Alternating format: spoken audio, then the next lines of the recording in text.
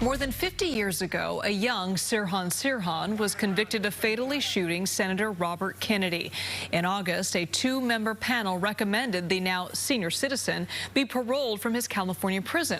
As we wait for the final decision, there is an enduring controversy about the killing that has divided some experts as well as the Kennedy family.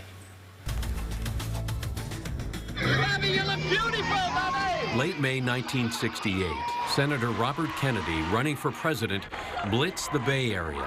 Bayview, Hunters Point, Elmhurst Park in Oakland, even the Powell Street cable car. People feel that they have no control over what happens to them.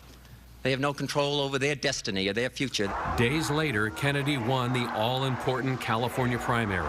Early morning from the Ambassador Hotel in L.A. My thanks to all of you, and now it's on to Chicago, and let's win there. Thank you. The senator then entered a kitchen pantry on the way to a news conference. Suddenly, gunshots. Senator Kennedy right now is on the ground. He has been shot. Kennedy was hit 3 times. He was transported to 2 hospitals, underwent emergency surgery, and 26 hours later died from a severe brain injury. Even so, we discovered that there was really more to the story. Sirhan Sirhan was immediately caught. This Ivor Johnson cadet 8-shot 22 caliber revolver was ripped out of his hands. A handwritten manifesto in a notebook spelled out his intent that Kennedy must die. There was little doubt in anyone's mind that the 24-year-old Palestinian killed the senator. Or did he? He's not guilty of the murder. He is guilty of shooting me and four other people. Former Kennedy campaign aide Paul Schrade. Sirhan wounded him and 4 others. As for Kennedy, second gunman is the one who killed Robert Kennedy, not Sirhan. Schrade says a security guard on duty that night is the prime suspect. In 1988, that stunned KPIX reporter Mike Hagedis. You know what?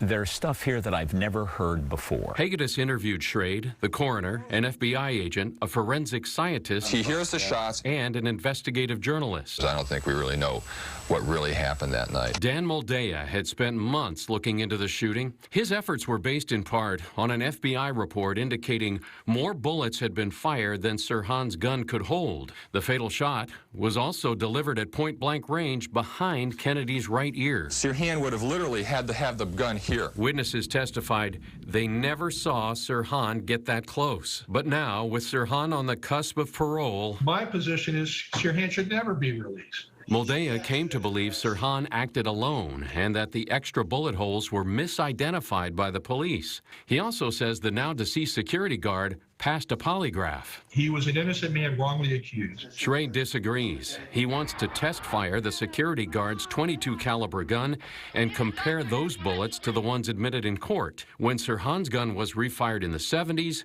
those bullets did not match the only intact one taken out of Kennedy.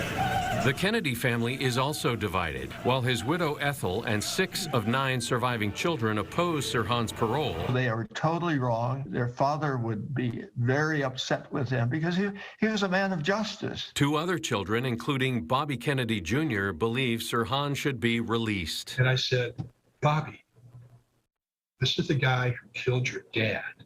But he insisted that Sirhan was innocent. As for Sirhan, he accepts responsibility for having caused RFK's death, but continues to claim he does not remember the shooting. At the parole hearing, he said he, quote, probably caused the whole incident through his gun or other guns. The LAPD opposes Sirhan's release. I think an honest-to-God ballistics test would put a lot of it to rest.